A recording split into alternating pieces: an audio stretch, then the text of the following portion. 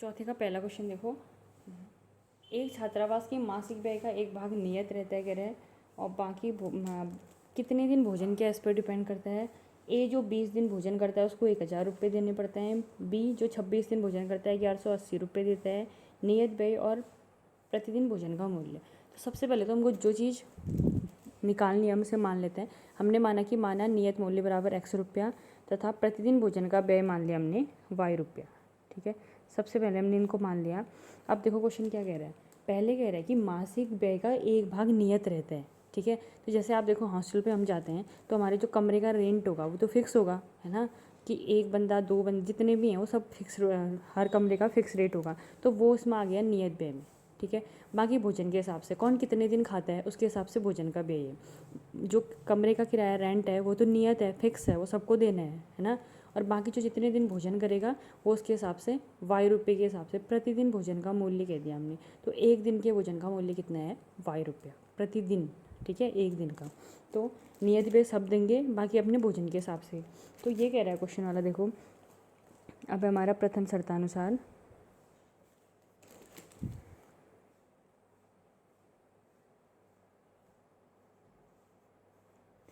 देखो प्रथम शर्तानुसार क्या कह रहा है। ए जो 20 दिन तक भोजन करता है कह रहा है, ए 20 दिन तक भोजन करता है और उसको देने पड़ते हैं 1000 रुपये। तो नियत व्यय तो देगा ही देगा, ए भी, है ना, नियत व्यय देगा। उसके बाद 20 दिन भोजन कर रहा है, तो अगर एक दिन के भोजन का मूल्य ₹Y है तो 20 दिन का कितना हो जाएगा 20Y, है ना, बराबर रुपये कितने देने हैं उसने 1000। तो ये आ गई आपकी समीकरण फर्स्ट।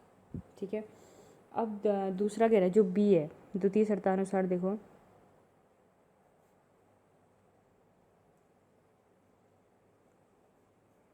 दूसरी कंडीशन कह रहा है कि बी जो है वो 26 दिन भोजन करता है और उसे देने पड़ते हैं 1180 रुपये। तो एक्स तो वो भी देगा ही देगा मकान का किराया, और भोजन कितने दिन कर रहा है वो 26 दिन, तो कितना आ जाएगा 26Y बराबर उसे कितने रुपये देने पड़ने हैं 1180। तो ये आ जाएगी हमारी समीकरण सेकेंड। ठीक है, तो यहाँ पे देखो इस क्वेश्चन में उसने ऐसा कुछ कहा नहीं है कि आप इसको कौन सी मेथड से सॉल्व करो, कि क्रम विनिमय ये क्या है वज्रगुणा मेथड से करो, ऐसा कुछ बता नहीं रखा है, या विस्थापन प्रतिस्थापन, ठीक है, प्रतिस्थापन या विलोपन, तो किसी मेथड से ऐसा कुछ है नहीं।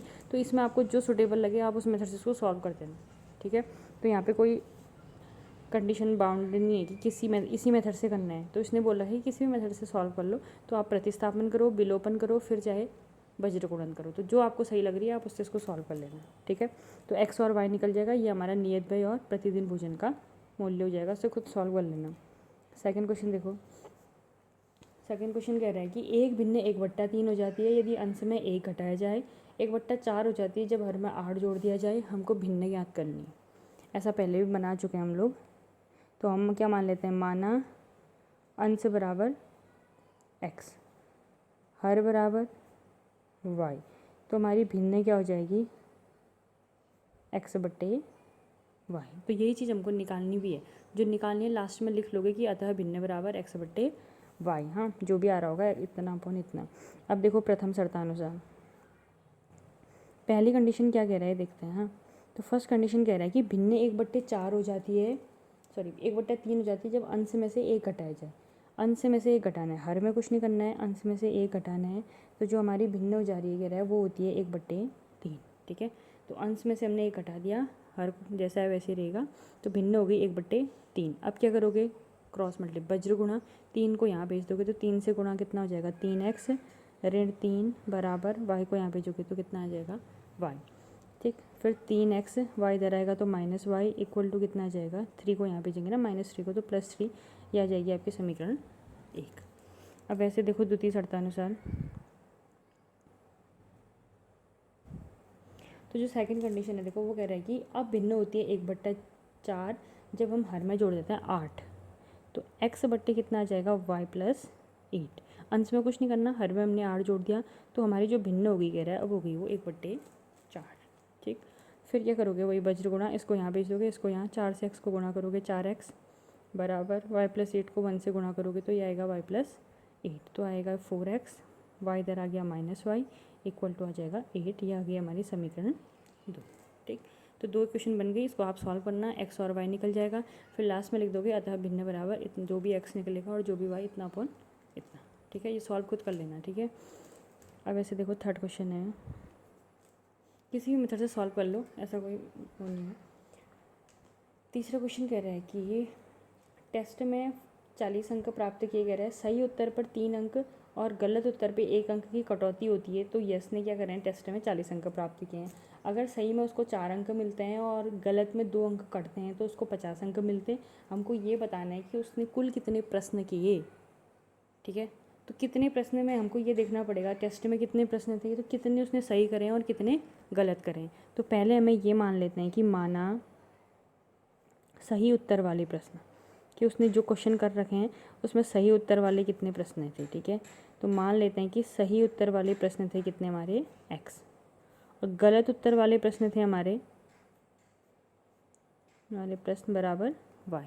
ठीक, कुल प्रश्न कितने हो जाएंगे, अब देखो x सही कर रहे हैं y गलत, तो टोटल क्वेश्चन कितने हो जाएंगे x प्लस y। हमको यही निकालना है कुल प्रश्न, तो पहले x y निकल जाएगा, वहाँ से हम कुल प्रश्न निकाल देंगे। कुल प्रश्न हो जाएंगे हमारे x प्लस वाई, तो निकालना भी यही है कि x प्लस वाई कितना होगा, यानी कुल क्वेश्चन कितने हैं उसके।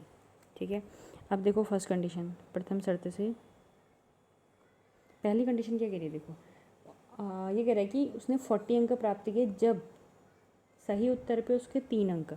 अब देखो हमने सही उत्तर वाले प्रश्न कितने माने x, अगर एक क्वेश्चन सही होने में उसको 3 नंबर मिलते हैं तो x क्वेश्चन सही होने में उसे कितने नंबर मिलेंगे, 3x, है ना। एक क्वेश्चन सही होगा 3 नंबर, 2 क्वेश्चन होगा 6, 2 से गुणा करेंगे, 3 क्वेश्चन होंगे 3 तिया 9, जैसे 4 होंगे 4 से गुणा, तो x है हमने मान रखे हैं, तो ये कितना हो जाएगा 3x। ठीक है, 3x उसको नंबर मिल गए। अब कह रहे हैं देखो अशुद्ध क्वेश्चनों में 1 अंक की कटौती होती है। अब अशुद्ध क्वेश्चन कितने हैं इसके y, तो y में 1 अंक की कटौती, यानी 1 से y को गुणा करोगे y हुआ, लेकिन ये नंबर तो उसे कट जाएंगे ना, माइनस मार्किंग हो जाएगी, उसके नंबर कट जा रहे हैं, तो हम इस नंबर को क्या कर देंगे, घटा देंगे। सही उत्तर में उसको इतने नंबर मिले, लेकिन जो गलत उत्तर दिए उसमें उतने नंबर, उसका एक एक नंबर उसका माइनस हो जा रहा है। माइनस का मतलब है, नंबर माइनस होने का मतलब है कि हम क्या कर देंगे, इसको घटा देंगे। तो क्वेश्चन कितना आ जाएगा, तब इसको कितने नंबर मिल रहे हैं, कह रहा है 40, तो ये आ जाएगा समीकरण फर्स्ट। थोड़ा सा ध्यान देना, हाँ सही क्वेश्चन है तो उस पर उसको मार्क्स मिल गए, ठीक है। गलत पे मार्क्स मिले लेकिन गलत वाले मार्क्स कट गई, तो हम इसमें से इसको घटा देंगे और क्वेश्चन मार्क्स कितने हो गए इसके 40। फिर सेकंड कंडीशन देखो, द्वितीय शर्तानुसार लिख लेना है।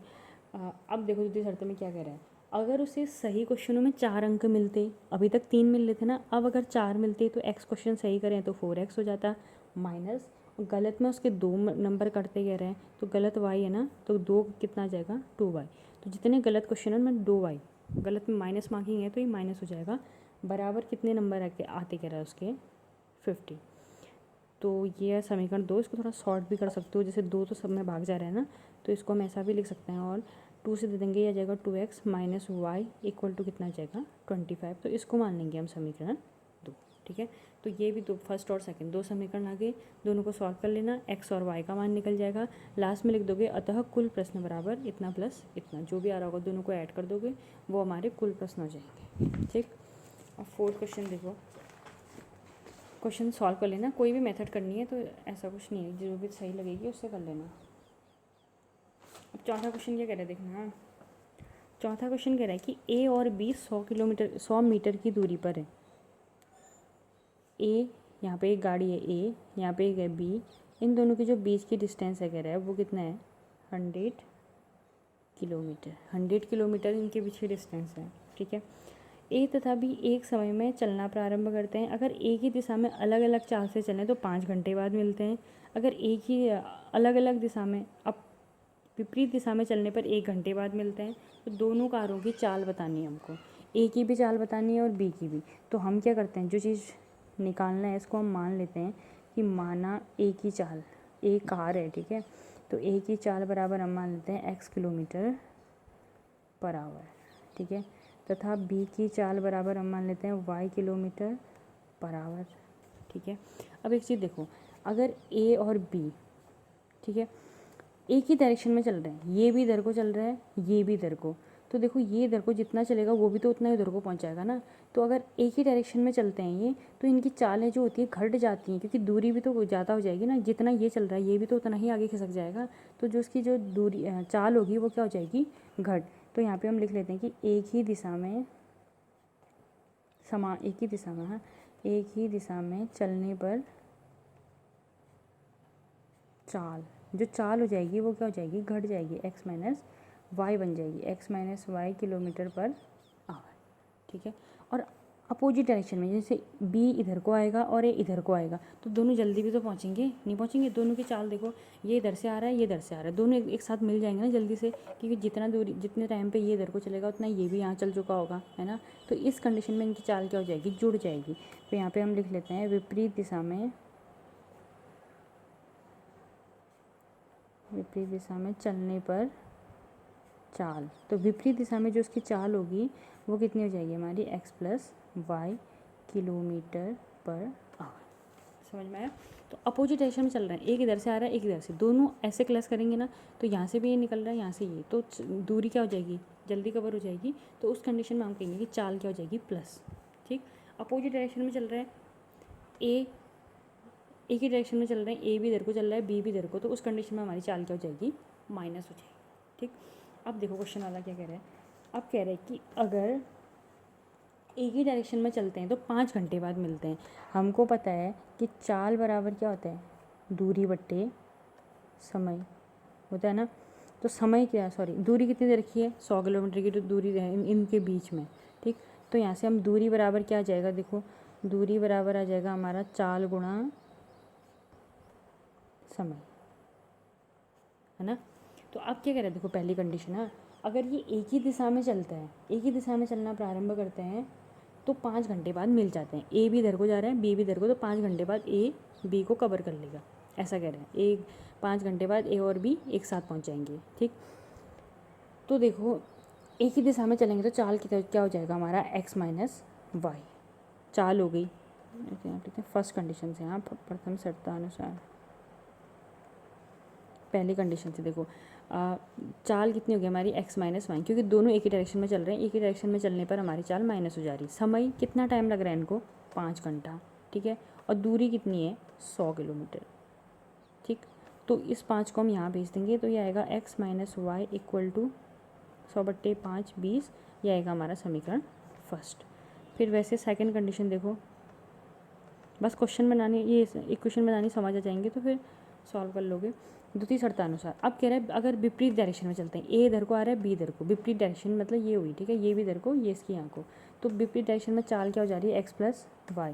तो चाल हो गई हमारी x प्लस वाई। समय 1 घंटा लगता है, 1 से गुणा कर दोगे, बराबर कितना आ जाएगा 100।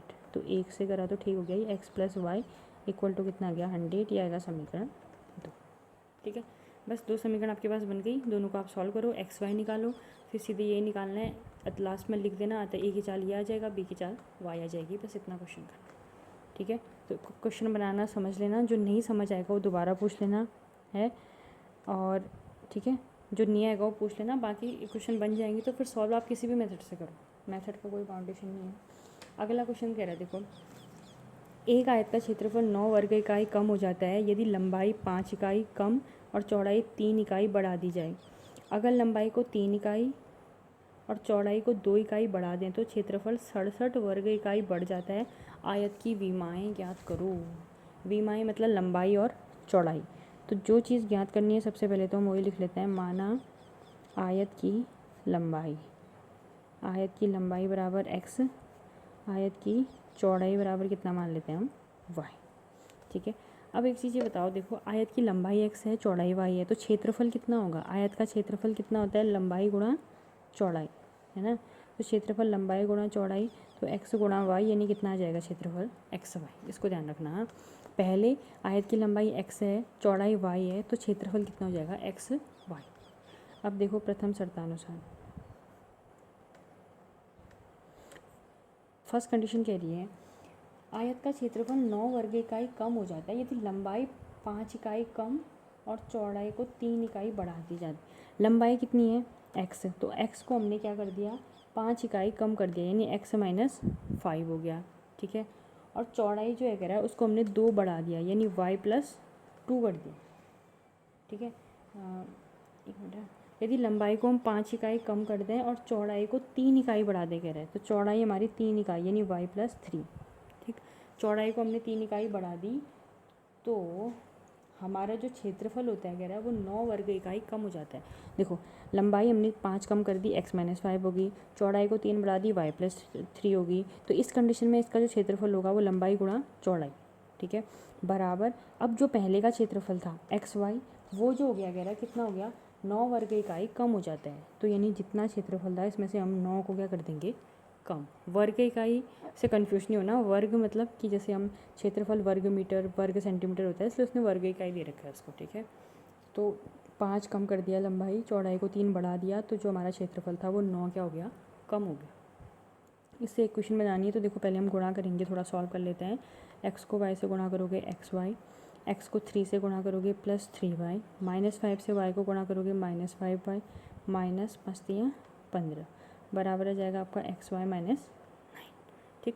एक्स वाई यहाँ भी है यहाँ भी है, या इसको यहाँ भेजते हो तो माइनस एक्स वाई, तो ये दोनों आपस में क्या हो जाएंगे, कैंसिल आउट हो जाएंगे। एक मिनट, 3 से x को गुणा करोगे ये आ जाएगा 3x, सॉरी यह जाएगा 3x माइनस 5y ना। तो अब देखो सॉल्व करोगे तो कितना आएगा, ये 3x minus 5y equal to -9, -15 को यहाँ ले जाओगे +15, तो यह आ जाएगा आपका 3x minus 5y equal to 9 6 15, तो 6 समीकरण नंबर क्या आ गया है 1। तो फर्स्ट कंडीशन हमारी यहाँ से बन गई, ठीक है। अब हम लिखेंगे सेकंड कंडीशन, द्वितीय शर्तानुसार। सेकंड कंडीशन कह रहा है कि यदि लंबाई को 3 इकाई और चौड़ाई को 2 इकाई बढ़ा दें। लंबाई को हमने बढ़ा दिया कितना, लंबाई को बढ़ाया हमने 3 इकाई और चौड़ाई को बढ़ा दिया हमने 2 इकाई, ठीक है।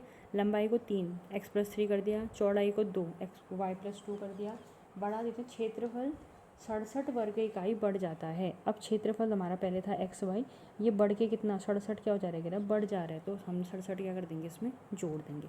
अब ऐसे देखो इसको सॉल्व करोगे, एक्स से वाई को एक्स वाई प्लस एक्स से 2 को 2x प्लस 3 से y को 3y प्लस 3 दूना 6, बराबर आ जाएगा एक्स वाई प्लस कितना आ जाएगा 67। एक्स वाई से एक्स वाई कैंसिल आउट, ये आ जाएगा हमारा 2x प्लस 3y, 6 को यहाँ भेजेंगे -6 है, तो ये कितना जाएगा 67 माइनस 6 बराबर कितना जाएगा 61, ठीक है। तो ये आएगा 2x प्लस 3y बराबर कितना जाएगा 61, यह आ जाएगा समीकरण 2। तो 2 समीकरण आपके पास आ गई, आप दोनों को सॉल्व करो, ठीक। x और y निकल जाएगा, तो v माई निकालनी तो सिर्फ लंबाई और चौड़ाई निकालनी है, जो x आएगा वो लंबाई, जो y आएगा वो चौड़ाई। तो ये कंडीशन आपके पास है, आप इनको सॉल्व कर लेना, ठीक है। कोई भी मेथड से करो।